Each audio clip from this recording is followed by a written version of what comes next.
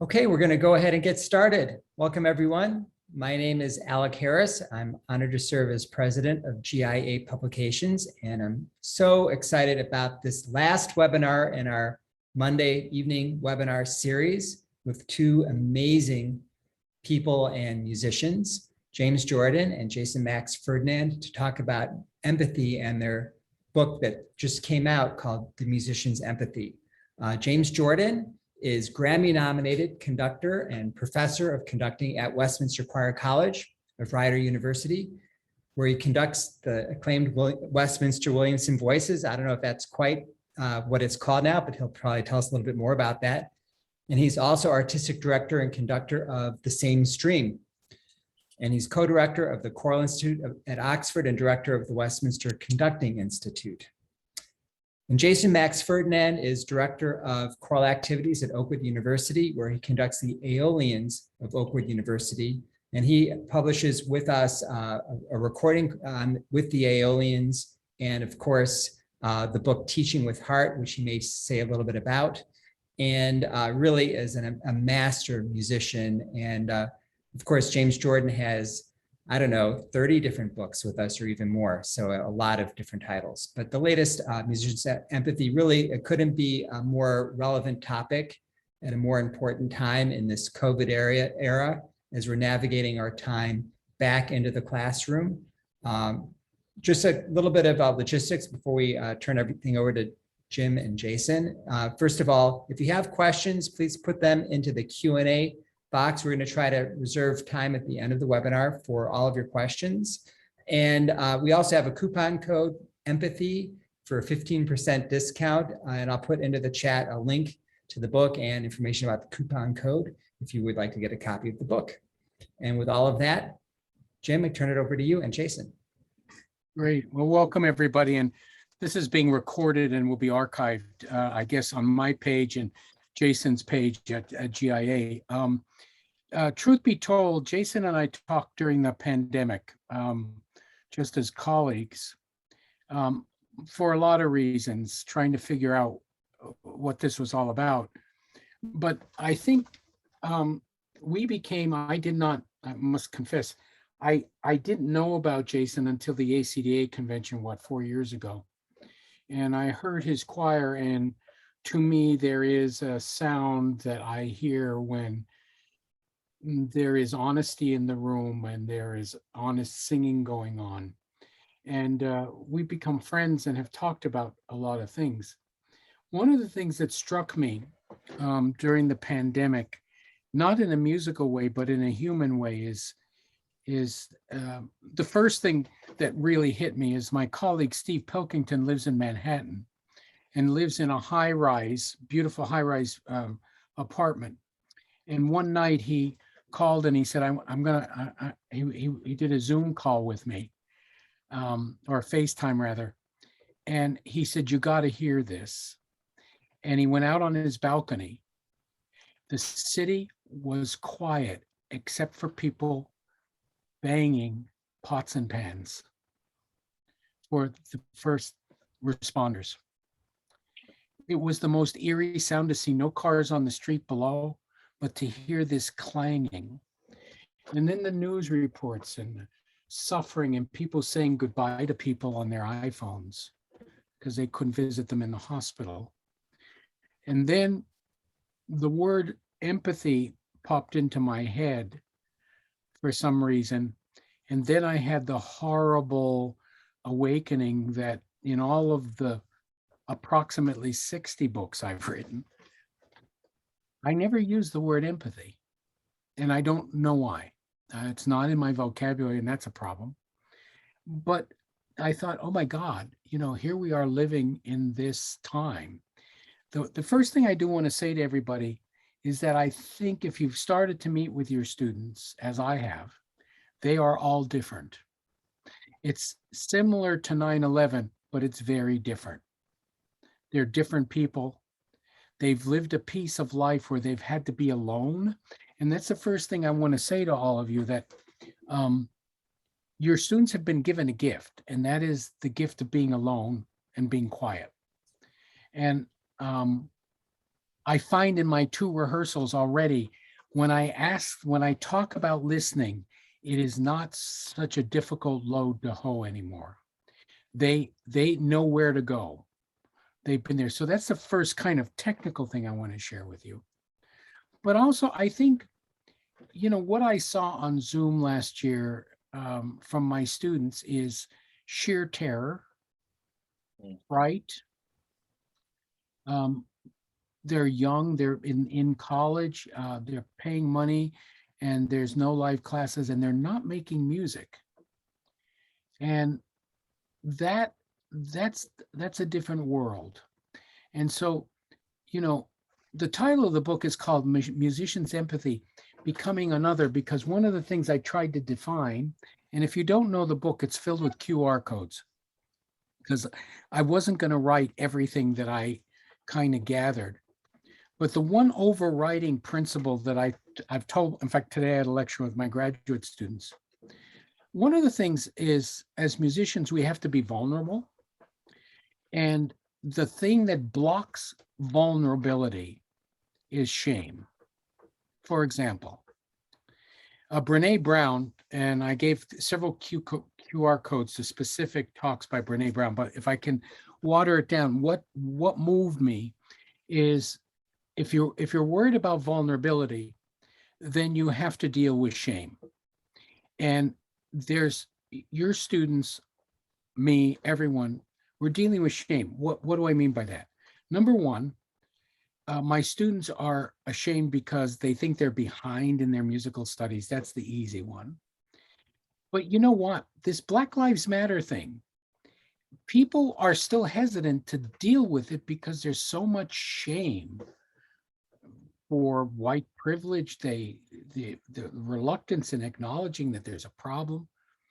And so one of the things that she said after the book was published, she said, the only antidote to shame and the ability to access vulnerability is empathy.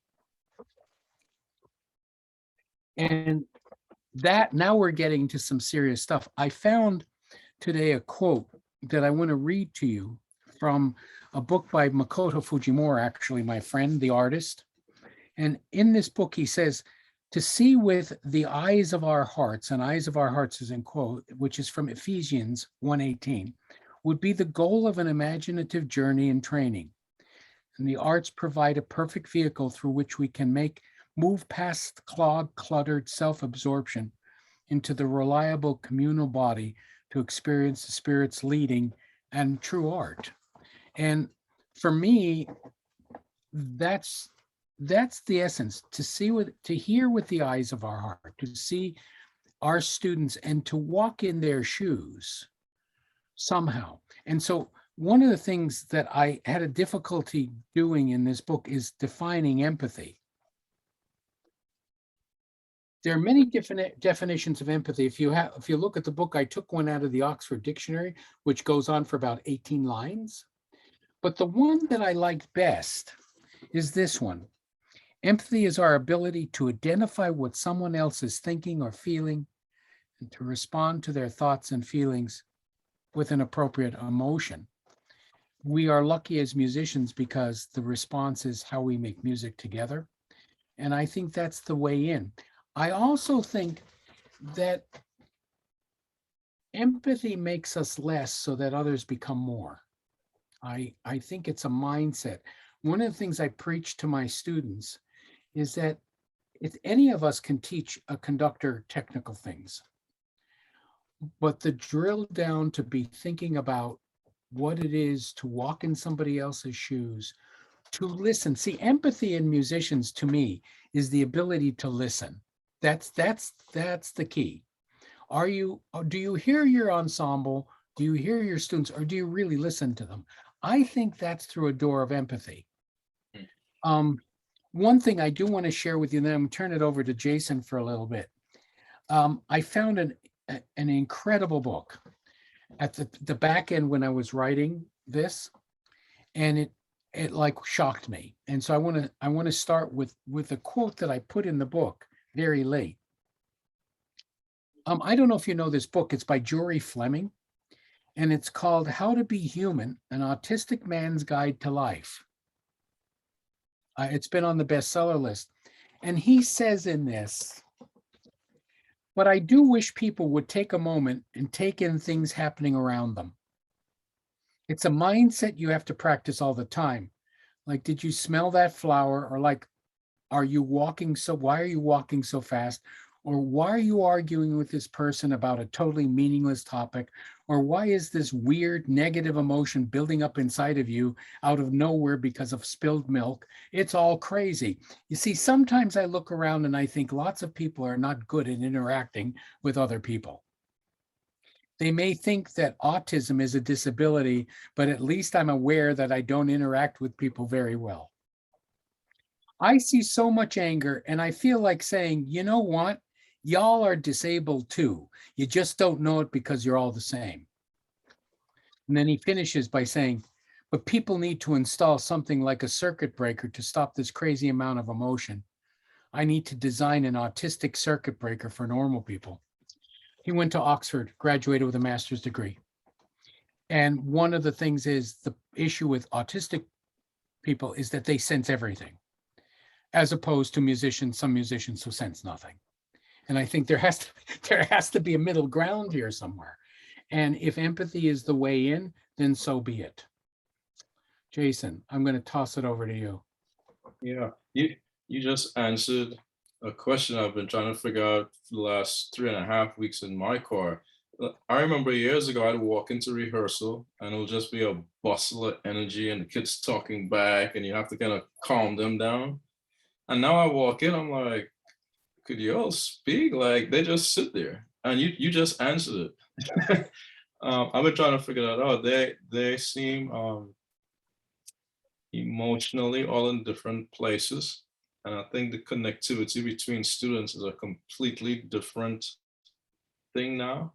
And the quietness is almost scary now in my rehearsals. My kids have never been loud or disruptive during rehearsal, but the stops, the rest are like scary because it's so loud.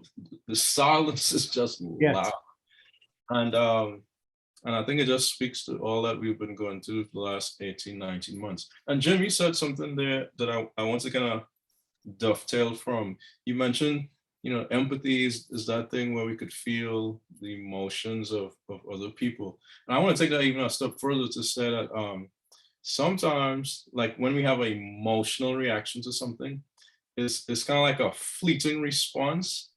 And I feel like we should move that emotion to probably something more of a feeling, where the feeling is more a cultivated thing that we grow over time. So that if we build that bank and that skill, we know this, if this thing occurs, my reaction is going to be this, based on feelings, based on cognitive thought processes that are put in place to address certain things that happen. And I think more so now than ever, we have to put these different skill sets on our shelves so that we can pull them out when we need it to really address what's going on now with our choirs. As a director, doing choir now just seems so much more emotionally draining. Like I'm leaving rehearsals not physically tired, but like mentally just drained because you're just trying to appeal to sensibilities that because of the pandemic are a little dull. Like honestly, you know what I mean? Like the kids are emotional, but I don't think they know how to respond to all of those things yet. So now as a director, I'm trying to pull, and it just seems like a really hard task. I'm sure all the teachers and educators and church choir directors, you're probably all feeling the same thing. It's kind of like a lethargy that's happening that we're trying to get everyone out of. And so those of you on here, you could see already why, I was humbled when Jim asked me to be a part of this, because I learned so much from him just by having these discussions and putting these things down on paper. And a lot of these things are things I never really thought about. Jim and I would start talking and I would pause and say, I never thought about it like that. And to put it down on paper was a great learning process, because we get to see things that we do and never really paid much attention to it. And now we could codify it. And like I said, just keep building tools and build another set of skills that we could use through this pandemic and post-pandemic, hopefully, when we get there. So I just wanted to say that based on what you just said, Jim. No, it's really true. And now that you've said it, the 2 rehearsals I had today were dead quiet, and they've never been that way. I Right. mean, it was quiet. Yeah. And I was a little frightened. Yeah. It was the kind of quiet that was still, there's quiet, and then there's still quiet. Right. Where you can almost hear the air in the room. And it frightened me, frankly, in both choirs. So just to tell you, this year at Westminster, I'm doing symphonic choir. And I'm also doing we put the freshman and sophomore classes together into a choir. Because I felt it was my responsibility to rebuild the sound of the school, since there were 2 classes that have never sung in a choir, but they're at a choir school. Now, how crazy is that? Because we didn't sing. So I echo that, and actually I got to do some thinking about that, because I didn't expect that. And I got to figure a way to plug into that and tell them that's a good thing, make it into a good experience. Right. And I have to unpack whether that's fear, whether that's, lack of a better term, ashamed, they're worried, if that's a skill that they've learned how to be quiet and listen. I will tell you that both choirs sang beautifully in tune. Mm. And that's the first sign that it really is sincere and honest. And when I said listen, things gelled faster than they ever had. It's funny that you mentioned that. People will always ask me questions about how do you tune your choir, blah, blah. And I think I always catch them by surprise when I say, one of the first things I always do, I just look around the room and say, are we good in here? Meaning, if they have squabbles amongst themselves, it's never going to be in tune. Never going to be in tune. Well, you see, Jason, that was something y'all probably know. I'm a student of Elaine Brown's. Mm-hmm. And Elaine was not about, you didn't go to Elaine. I thought I wanted to learn rehearsal technique and tricks. And Elaine wasn't about any of that. And the one thing she did tell me that I didn't understand at 21 is she said, when the choir sings out of tune, she said, stop adjusting the pitch, because she says there's something bigger human wrong in the room. Right. Yeah. And that's really true. Either it's an interpersonal thing, or the choir has no idea what the human message is about the room. Again, this is empathy, right, in a different form.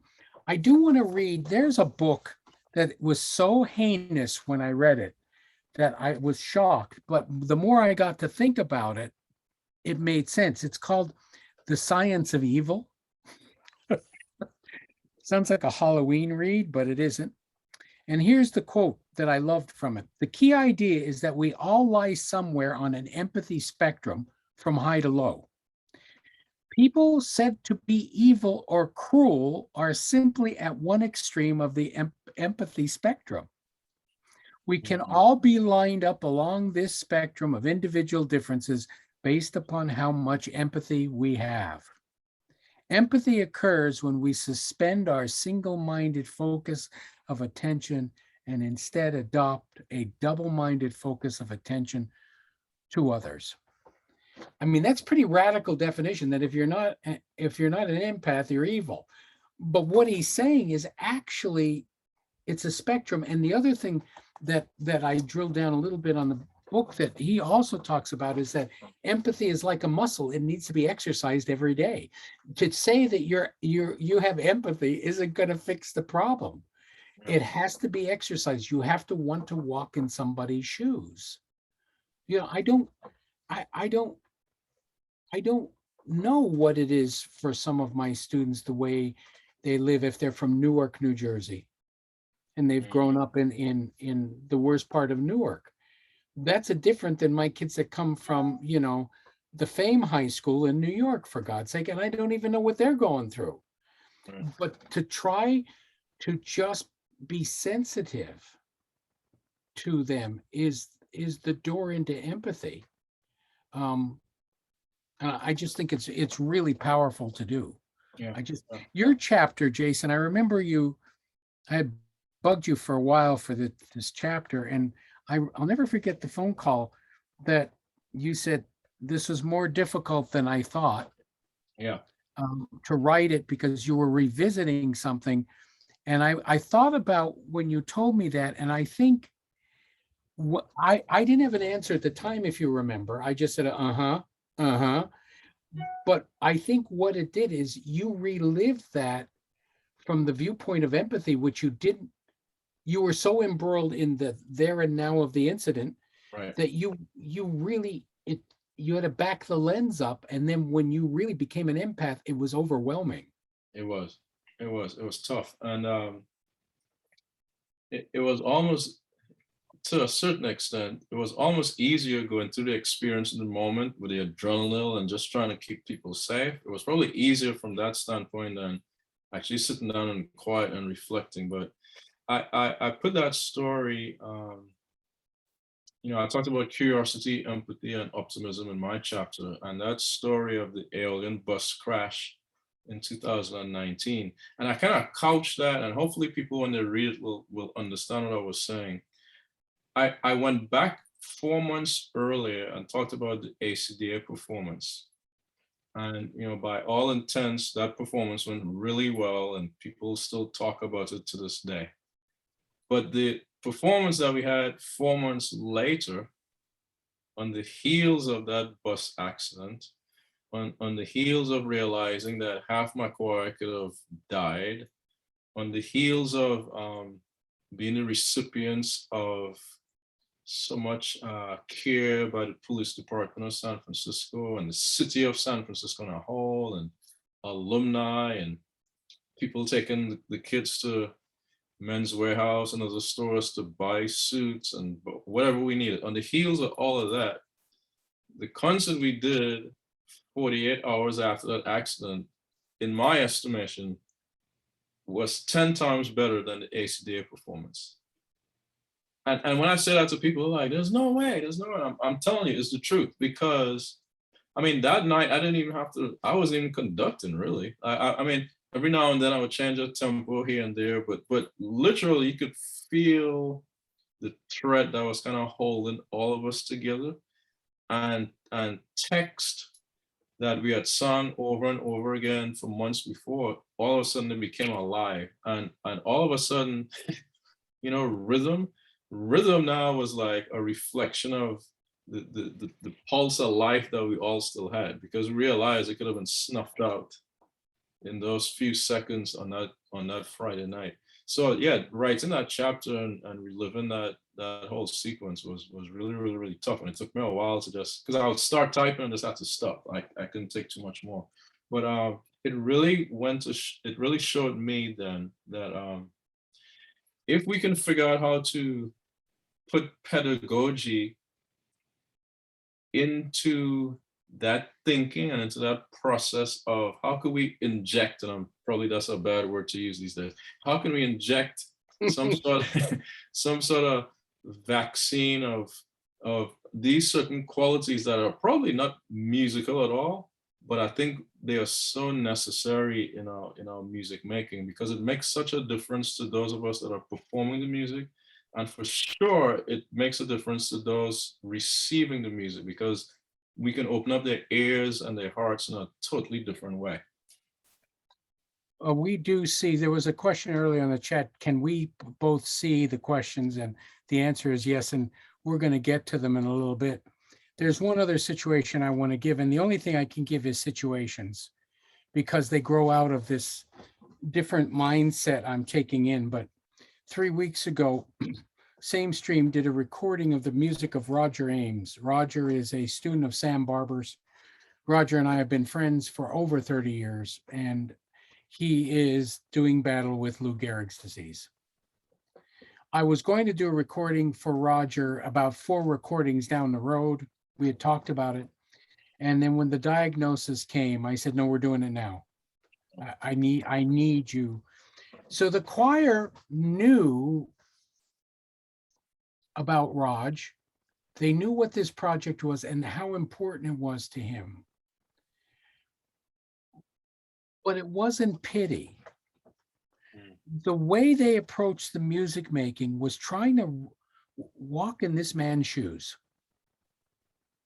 and try to make they talked to me about this. Can you believe this? They talked to me about finding his voice by being empaths. Now, I didn't label it at the time, but I'm sitting there going, okay, I just wrote this here book and I'm watching this stuff happen. Now I'm able to label it. Before I would have said, oh, they're just being sensitive. No. The other thing is Rasan Bork is on this. Rasan, we were the guests at Rasan's church in Germantown. The other thing that happened was that through the graces of somebody who took care of us, this is a complex at the church where many of our singers lived together in what was a former convent. And they told me that at night they would talk about this. And can I give you one more story? So, I'm happy I got a Grammy nomination. Many of us don't even get them, for God's sake. But on Annalise, I was thinking about this the other day. Why is that recording so good? Let me tell you something. That choir had no right to sing it that well. They were an okay choir. They weren't a great choir. But on that recording, they're a great choir. You know what they did? I should have put this in the book, but the book was published, it was gone. But there is a book called The Musician's Trust that I wrote earlier with James Whitbourne, where we talk about this. I was fearful that they didn't know anything about the Holocaust. So I got a donor to pay for the buses to take the whole choir to the Holocaust Museum. They were in tears. They had no idea. When they walked through they have one of the train cars that carried people. They said, I can't believe this happened. They didn't know it. So that piqued their interest and this empathy toward what happened to human beings. And then you know what they did? 3 of the young ladies said, well, we can't sing this piece unless we kind of unpack the Diary of Anne Frank. The text is the only time that the Diary of Anne Frank will ever be allowed to be set to music. They read this, and do you know what they did? They came up with major themes that they felt Anne was trying to communicate. And then they came up with words, and everybody in the choir wrote a word before a phrase that they would breathe.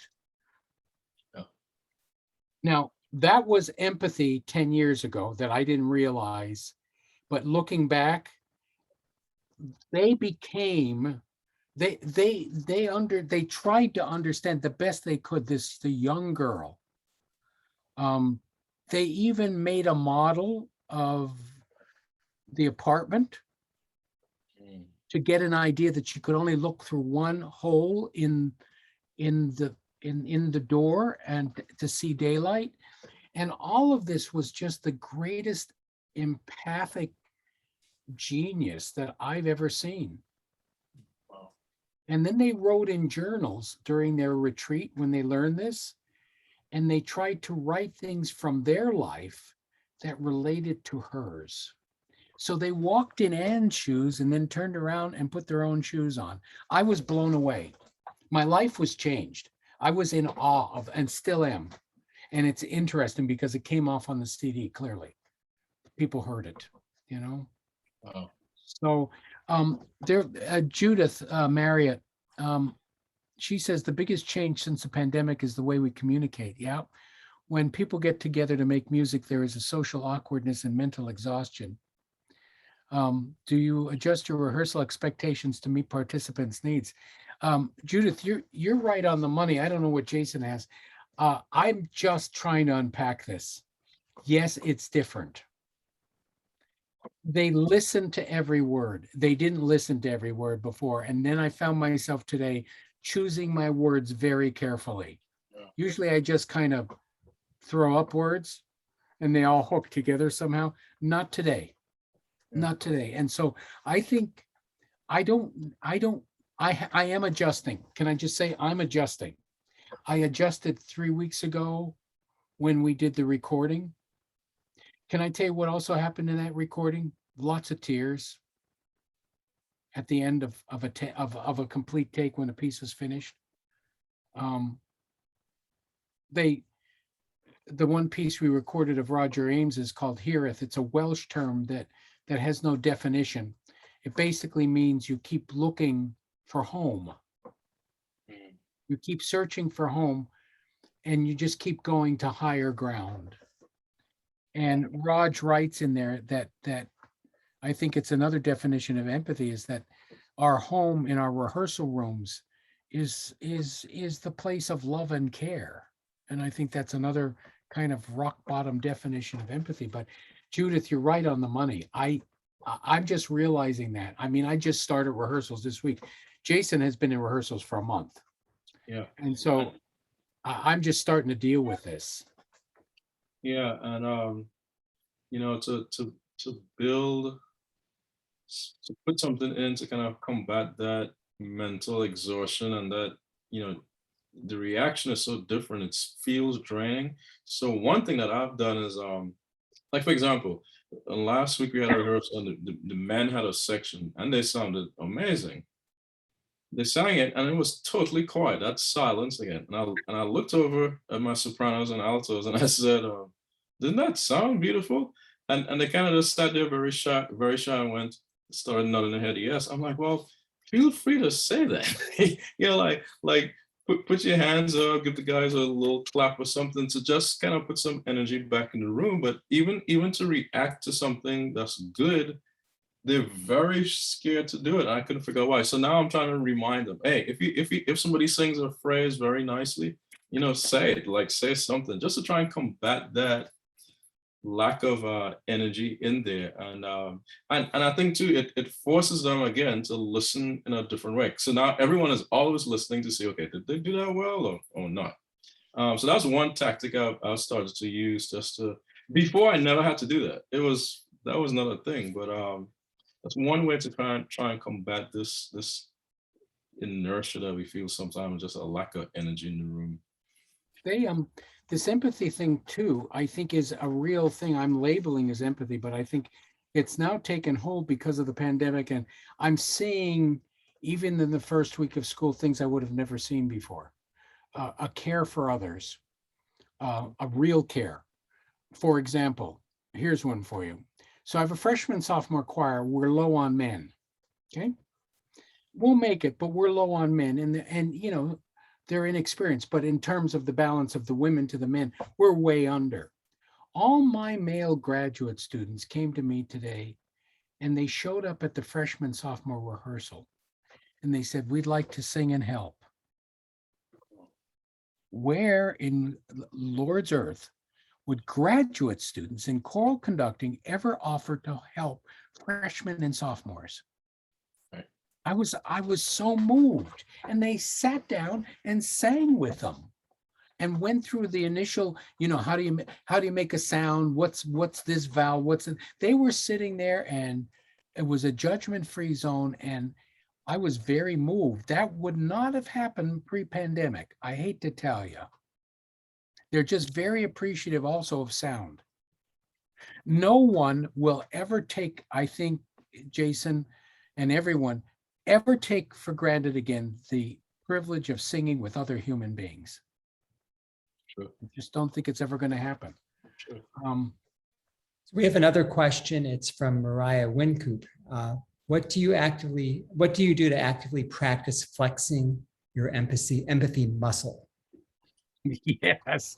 Jason, do you want to take Yeah, that? so, you know, something here at Oakwood, you know, Oakwood is a Seventh-day Adventist Christian school, right? And, you know, typically before most of the classes on campus, if not all, they'll have a devotional time or something. And to be honest, it happens so often that people kind of take it for granted. But I kind of flip that around a little bit and not call it a devotion per se, but, you know, a centering moment, or just a moment where we could kind of zero in on something. So sometimes we would assign a section to take that moment for the whole week, or pick certain people. And sometimes we do it at the beginning or do it at the very end.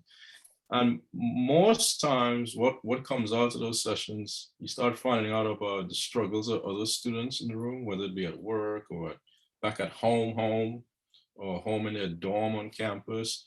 And then people start connecting about, wow, you know what, you are struggling, and realize I'm struggling with the same thing. And you kind of start building those connections. And people sing better when not necessarily knowing everything about all your business, but just knowing that, look, we're all in the same playing field here. Everybody's going through something. I mean, we've had kids in choir, they've lost relatives, parents from COVID, aunts from COVID. I had one also last week lost her aunt. So building that empathy muscle is something you could put in a 5-minute block at the top of rehearsal or the end of rehearsal. Or if you're like me, we are learning now the Eric Nelson, what's that song called? When Memory Fades. That's just a perfect setup for this whole empathy thing, right? The text talks about people who go through Alzheimer's and dementia towards the end of their life. I mean, you could stop at almost every phrase and try to work that empathy muscle, because one, these kids are so much younger than, the Alzheimer's thing hits later, but you need to start getting that in their brain now, that this could be you 50 years from now, or this could be your parents pretty soon. So you just have to find creative ways of exercising that empathy muscle. You could pick designated spots in your rehearsal plans, or the text may easily allow you to just kind of transition and let the students talk. That's another important thing. I learned so much when I shut up and I let them talk. Some of those kids are deep, and they'll kind of set you straight and really put you in a different perspective. And I'm filibustering as Jim is looking for some awesome quote or a book down there or something. No, I'm looking for something. Keep talking, because there's two, because you just mentioned Eric's piece. And Yeah. I think I'm now searching. We talked about this, Jason. What do you program after a pandemic? Right. You know what, Jim? This, I was telling someone this yesterday. So in the spring of February, I probably shouldn't say what the conference is, but we sing for a pretty important conference in February if it happens. And this is the first time in my life I have not gone into the semester with like a program list. I'm literally going week to week. But you know what, Jim? I'm finding that I'm programming more material that speak to something, whether it's a social justice issue or like I said, when memory fades, a life kind of issue that we go through. And it's so much less about the technicalities and trying to wow people. Like I haven't picked one piece yet that I don't even care about that anymore. So what do I program? I'm trying to program things that will mean something and have something like meaningful to say. And if there's something technical that comes along, great. But that's like not the main focus at all. No, I know. I'm thinking the same way. There's two pieces. One Raj wrote recently, which killed me. It's called A Time for Healing. And the text he found by this woman on Facebook. Wow, what a source. Well, she was writing, she's a poet, and she just put it out there. Okay. That it was a kind of pandemic kind of text, but it was stunningly beautiful. And she had about 30 composers who wanted to set it, and she went with Roger for some reason. Wow. And this thing about time for healing is an overall message. Can I tell you one of the administrators at the school I work with, and there's no response that I can give that's not stupid, but somebody told me, well, I don't like the literature you do because it's too personal. What does that mean? And you know what I said? Guilty as charged. I mean, that Elaine always said, Brown, that if a piece of music doesn't change your life, whether it's Stravinsky or Brahms, no matter who it is, you ought not do it. There's a message in there. But I think then the challenge is to find the composer's voice to find out what everybody's life can contribute to piece and try to find common ground. But I'm just kind of thinking about literature in different ways. But wasn't the music of Bach personal? Yeah. There you go. Fürchte be not afraid. I Right. mean, how much more personal can you get? Right. And that piece ends, ist mine, is mine. Yeah. That motet ends with personal pronouns, which the Germans never do. That's a Right. whole nother story. But I think, thanks, Rasan, for your note. Yeah, I just think it's a new tool that's been Yeah. around. And I think some people naturally may have used it, but I think it's a sharpened knife. I think it's a more viable thing for us to do, to want to walk in other people's shoes, and that's Black Lives Matter. I mean, my parents were first generation immigrants, Polish and Italian. My grandfather didn't speak any English. He was Italian. And you know what he did for a living? He repaired umbrellas. I often think about that and these people that gave up everything and how he lived his life for his family. I mean, there's so much going on right now that I think, and we're getting in a world that's more clogged. We just had 9/11, that anniversary, and the scraping off of the scabs of the hurt of thousands of people. That's a whole nother thing. I will say this: the students, I have a basis of comparison. The students after 9/11 were changed, but not like this. You're right. No. They were different, but it's not the same. This is more profound, more, and I now know I gotta kind of think of my rehearsals differently and not be frightened by the silence. I gotta tell you, that scared the hell out of me today. Yeah. Yeah. Just couldn't figure out what was going on. I thought, is this a respectful first rehearsal? And No, I just, yeah. I get it. I'm walking now and it's like perfectly still. I'm like, what is going on? Yeah. Wow. Again, for folks participating, please feel free to enter any questions in. Okay, There's, there's a question yes, about, as someone who chose to be silent due to overwhelming fear of shame and fear because you're coming to music late. That's another problem I think we all deal with. I don't know. Look, I started in music late. I was both fearful and shameful. I was ashamed that my parents couldn't afford music lessons. I was ashamed that maybe this shame thing is for real. And it is different in males than it is for females. I mean, Brene Brown talks about this. I think she's brilliant. And to try to bridge into music making is right on the money. But my graduate students, let me tell you, when I talk about shame, there are tears in the room. I mean, it's this human, and then I have to try to understand with each student, why are they feeling this way and how can I help them and lift them up? I think I would say you just have to get rid of it and acknowledge it's there and then move on. It just is a roadblock in your life, and that's being an empath for yourself. I think you have to be empathetic for yourself, or empathic, excuse me. and I think the question might also have something to do with the industry. I'm not really clear what that means, but in the music business, of course, we've been incredibly impacted by COVID. First of all, with choirs not able to sing, they're not purchasing music like they once were, or bands, orchestras.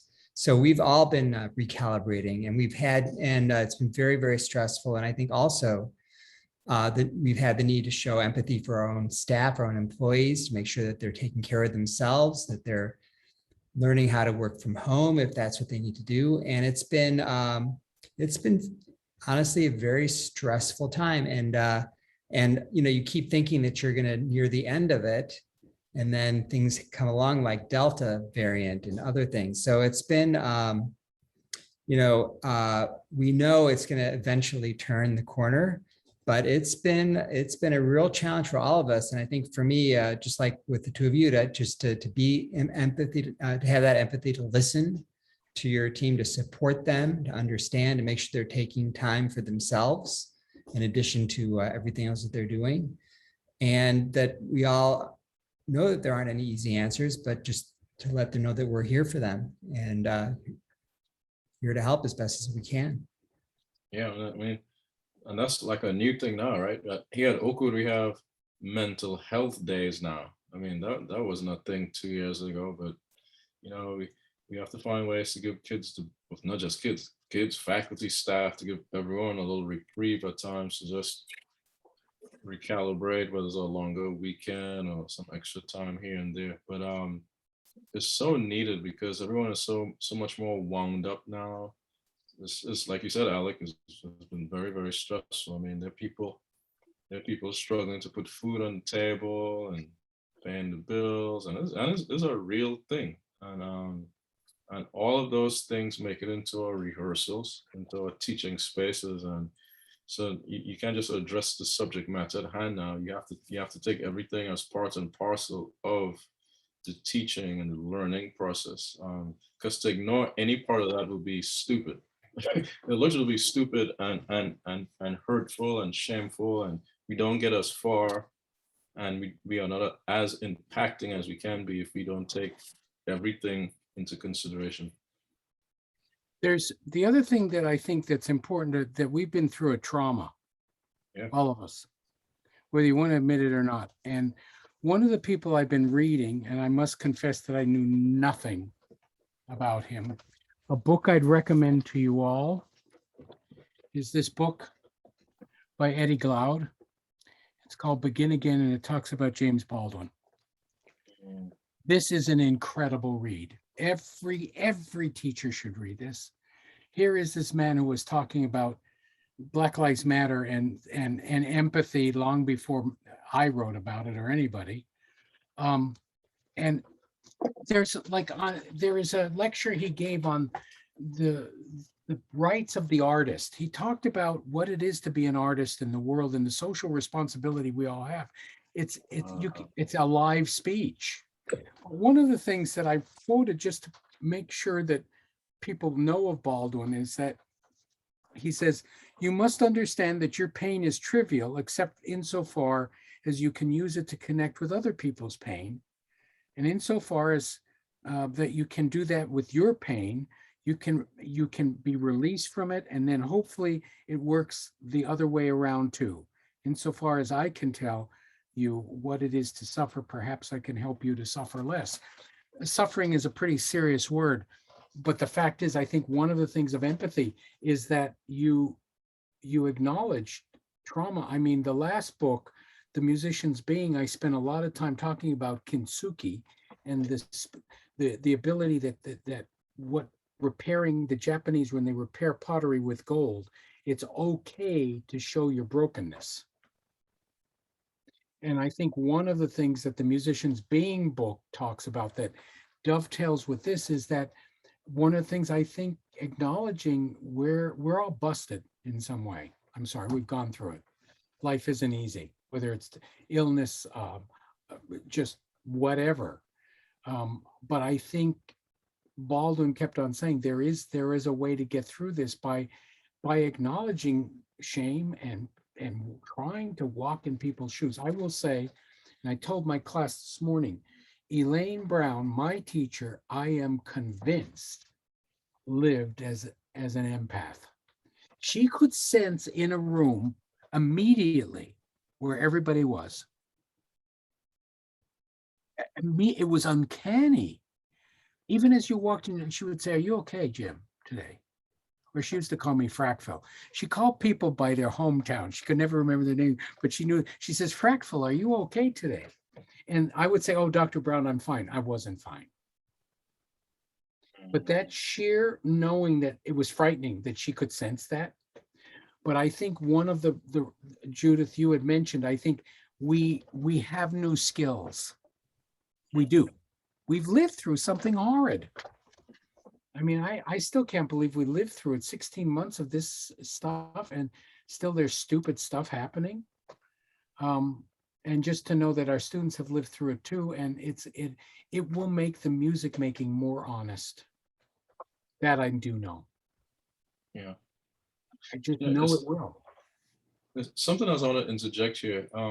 In the regular scheme of things, we tend to put these dangling carrots in front of choirs, and whether it's a upcoming tour, international tour or spring tour or fancy competition or conference, and all of a sudden we have none of those things, right? So what we in essence lost was we lost the kids now lost a sense of optimism because they feel like, okay, I'm coming to rehearsal, but what are we doing all this for? I have nothing to. And so in my chapter, I talk about after the empathy, I think we constantly have to put not necessarily an event, but probably more so the verb of having some optimism and some optimistic activities we can take place, will be a part of, so that music can kind of come alive, because this generation needs to see some kind of end goal, I'm realizing, otherwise they kind of shut down. And I always talk about Nelson Mandela, and I wish I knew the story before the book got published, but just recently I read a story where right after Nelson Mandela he was released from prison and he became the president of South Africa. And one day he said to his guards, you know what, let's go into the town and eat at this restaurant. And his guards were like, no, that's not a safe thing. Are you crazy? The president was sitting there. He's like, no, let's go. So they go to this restaurant and they're eating at the table, he and his guards. And he says to one of the guards, could you just go over there and ask that gentleman to come eat with us? So the guard goes over, brings the guy over, and they had their meal, and they were talking as best they could. And once the guy finished his meal, he left. And one of Nelson Mandela's security guards says to Mr. Mandela, that guy must have been sick. And so Mandela asked, well, why do you say that? He said, well, the guy was shaking the entire time. And Nelson Mandela says, no, he wasn't sick. He was one of the guards that when I was in prison, I would ask for some water. This very guy, this guard would come over and urinate on my head. Right? And I'm thinking to myself, okay, I already thought Nelson Mandela was like super, super optimistic. But I mean, who does this? Like he's a better man than me and probably all of us, because that would not be my reaction. But within him, he had some sort of extra level of sympathy, empathy, and he had a way of turning all of that into a active verb of this optimism and this hope for a better tomorrow. I mean, not just for himself, but for an entire country. And that story just kind of blew me away, but it's a true story. Well, his memoir, where he writes, I think he opens in one of the books, I can't even remember, I quote him, but he says, you learn a lot about yourself when you're in solitary confinement alone, and you come out changed. And I think a translation of that is empathy. Judith had a question in the question box, which I never realized was available, but she says, professional musicians have been destroyed financially by this. What concerns me is how to encourage young musicians to enter the profession as a viable career option. How do we move forward with empathy? My biggest fear is that we will lose a generation of musicians. Yeah, I think there is concern, but I got to tell you that my students who are in music education, that has not shaken them. We didn't lose anybody. I do think people will be more cautious, but I got to tell you, one of my students is in the Met Chorus, and they went from making a lot of money to making no money, zero. And I saw him and I said, so how you doing? I said, this is horrible. I mean, they're trying to figure out how to live from day to day, kind of. And you know what he said? He said, it'll end soon and we'll all be better for it. I mean, I think there is a way to put a really dark cloud over this, and I think you can't help to. I do think, though, that people who choose music to make a life, not a living. And I think that will continue to be. And I think we'll all weather this somehow. One of the things that I've heard anecdotally is that it's harder to recruit kids into our music programs because they have a sense, or they're worried that maybe being a part of a program is dangerous. You know, you could expose yourself to a virus, whatever. And I honestly think that the answer to that is empathy, in a way, in a community, that we all need it. And it's through making music together, making beautiful music together, showing empathy, being part of a community. This is what it is to be human. And kids should want to be a part of that. And if you can show empathy and how you interact with them, hopefully that'll entice more kids to want to take part in the music programs. Yeah. I mean, we could go on for hours, I'm sure, but I think just realizing that our students are different, that we are different, and we don't have the skill set right up on our fingertips right now. And to be aware that we need another skill set as far as human beings, and to be sensitive to the new atmosphere, I think is everything. I think it is empathy. You know, becoming another. I think it's really important. Great, wonderful. Okay, well, I just want to thank you both, Jason and Jim, for your words of wisdom, for your advice, your optimism in this time, for your amazing musicianship and the amazing empathy you're showing the singers that you work with each and every day. And thanks everyone for being here. And I'm going to close out the webinar and our series, but thank you so much. What a great way to end. And I hope that everyone who's on here feels inspired to go and do the hard work of making wonderful music and building community and showing empathy to their students. Go read the book, and better yet, do the QR codes. There's some incredible videos to show your choirs and your ensembles when you kind of don't have the words. Sometimes showing them some of this can help all of us, you know. So yeah, Great. Thank you so much. Thank you. Have a great day. All the best. Bye. Take care, everyone. Take care. Bye. Bye.